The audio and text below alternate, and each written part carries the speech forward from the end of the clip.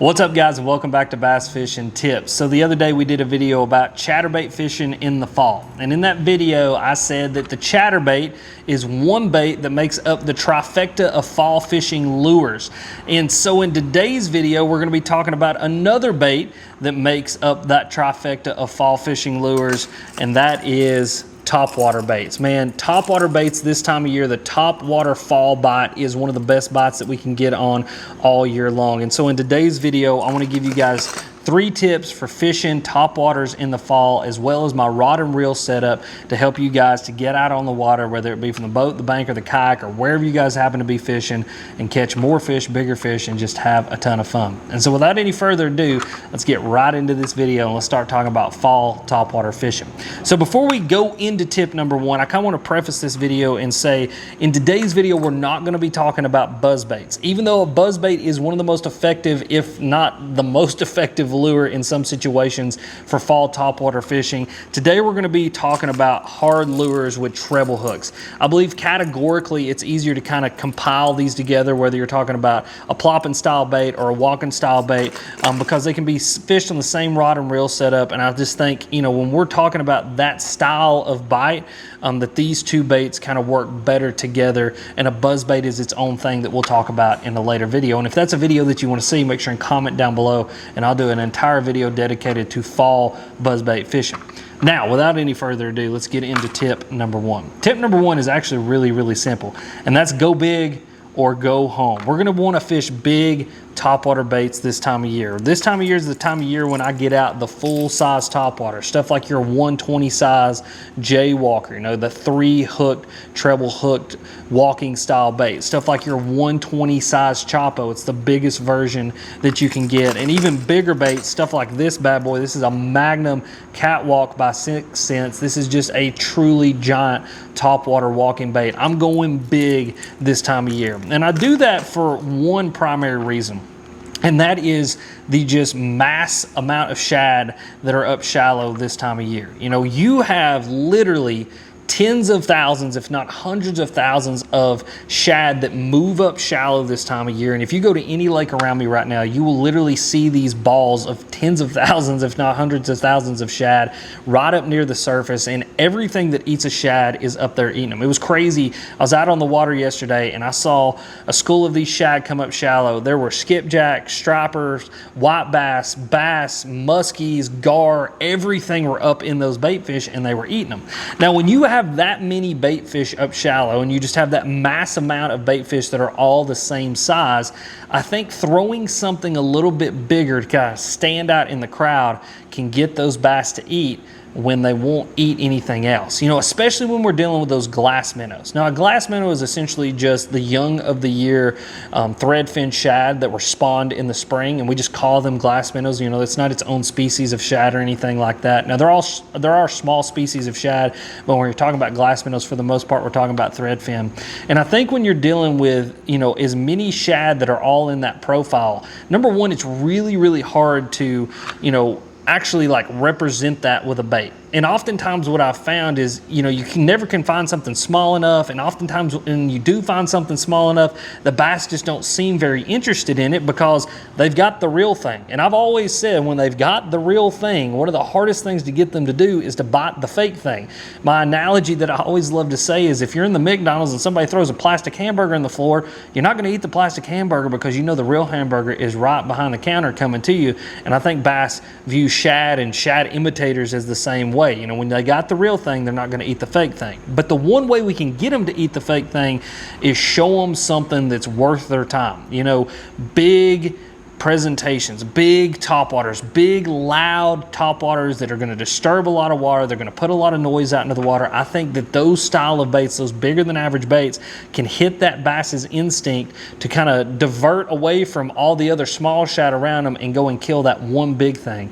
Because a lot of the times a bass it's all the time driven by instinct. And, you know, there's been a lot of studies done. The book Knowing Bass talks about this, that bass will pick food sources based on caloric value, and they base all of that based off smell, size, you know, past history with the object and all that kind of stuff. It's an extensive chapter. It's actually really, really cool. But one of the things that they rely on the most is profile, and they will pick bigger profiles over smaller profiles because their instinctual brain tells them that it's worth their time.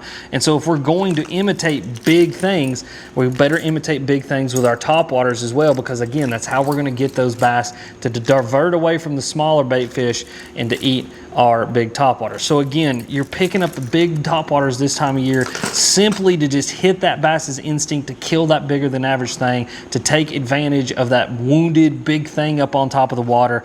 And again, you will get some of the biggest blowups that you get all year long. Tip number 2 is also really simple, and that's don't slow down. Just keep fishing. I think this time of year it is really important to remember that, you know, bass start to become more and more pattern driven. And what that means is you'll start to piece together a pattern, whether it be a certain type of bank or a certain bottom composition or a certain thing in the water, whether it be a dock or lay downs or whatever it is.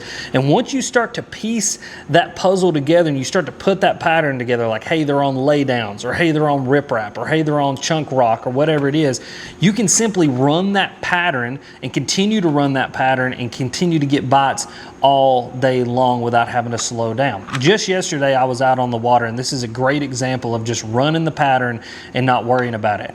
I was fishing down a bank, actually throwing a Maverick Chapo. It was either this one or, no, it's actually this one. I threw that one literally all day long, that exact Chapo. Ended up getting 10 or 15 bites on it before the end of the day. But one of the things that would happen is I would throw that Chapo up on the bank, and I had figured out the kind of bank that they wanted to be on. They wanted to be on a kind of more bluffed out rock bank where the lay downs were at, and a lot of those fish were sitting in those lay downs, ambushing minnows and ambushing other shad that were up shallow. And so once I figured that pattern out, I'm just running this pattern.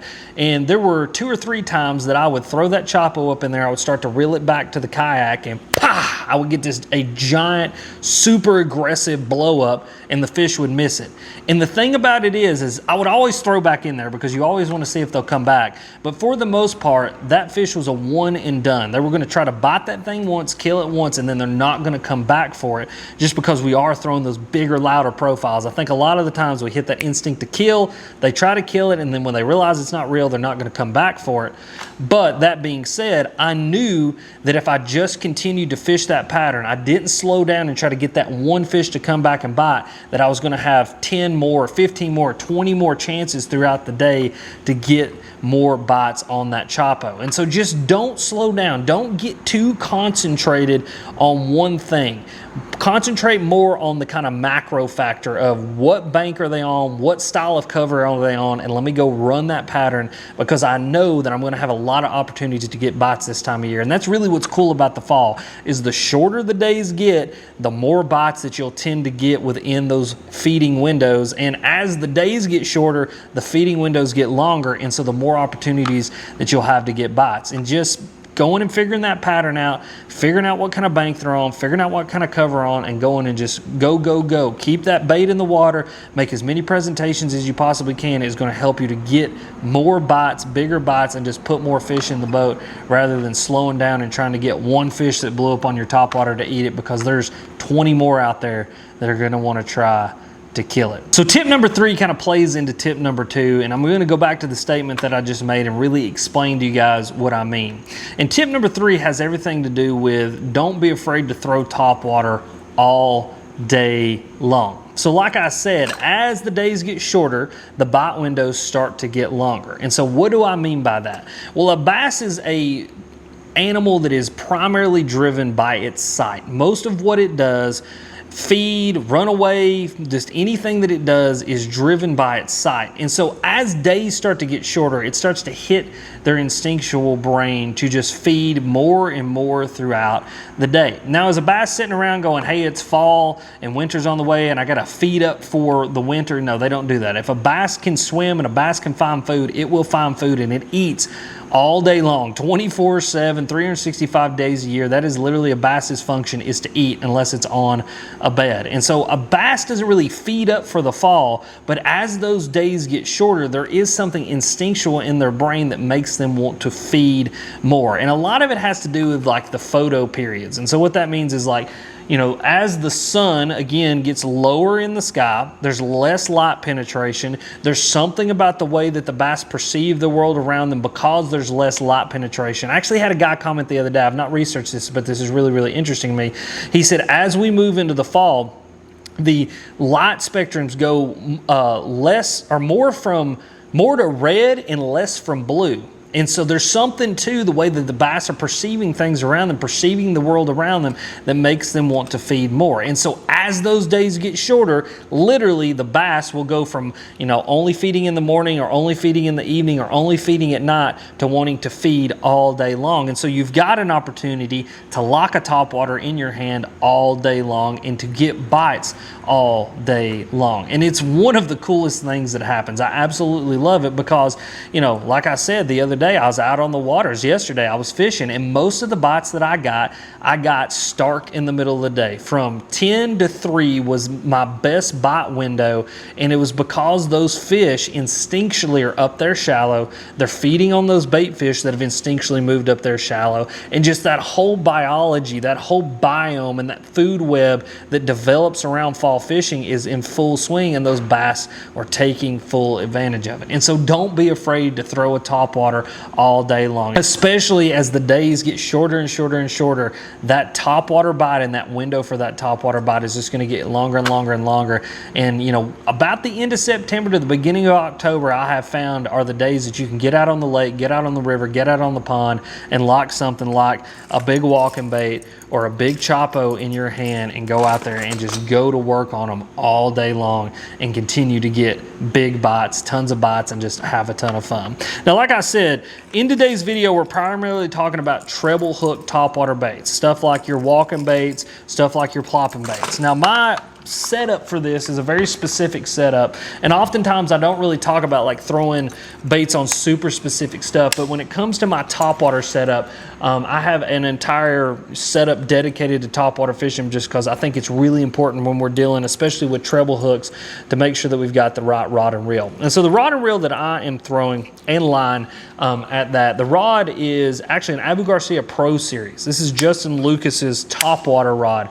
And I often make the joke that I only throw the Pro Series rods of the anglers that I like. And I do like old Justin, but that's just a joke. Don't go messaging your favorite angler being like, Alex said that he doesn't like you. I really do like all of them. They're all good dudes. But this is a 7.4 medium heavy moderate action rod. And so what a moderate action rod means is this rod is going to bend further down into the blank. This is actually a composite rod. It's a composite between fiberglass and graphite. And so it gives it this awesome bend. And so this rod is going to bend all the way down to the 5th or 6th guide down. And it really helps to absorb not only the shock of those topwater bites, it gives you a little bit more delay in the blank so that it gives you a little bit more forgiveness on the hook set, so that if you pull a little bit early, those bass can still get that bait into their mouth. And then once you get that bait into their mouth, that you're driving those treble hooks in, you're keeping those fish pinned, especially when they surge by the boat.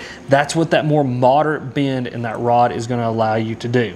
And then I've got that paired up with a Revo Rocket. Now, you guys have heard me talk about this reel before, and it's a reel that I absolutely love. This is a 10 gear ratio reel, so a very, very high gear ratio reel. What that does for you, especially when we're talking about stuff like plopping baits or even your walking baits, is number one, with your plopping baits, it allows you to get that bait up on top of the water, get it activated, and get it doing exactly what it needs to do, the action that it needs to do, with not much effort at all. I can literally reel this reel at just a steady pace, and where it's picking up so much line and it's such a high gear ratio reel, it activates that bait and gets it doing what it needs to do without me having to overwork it.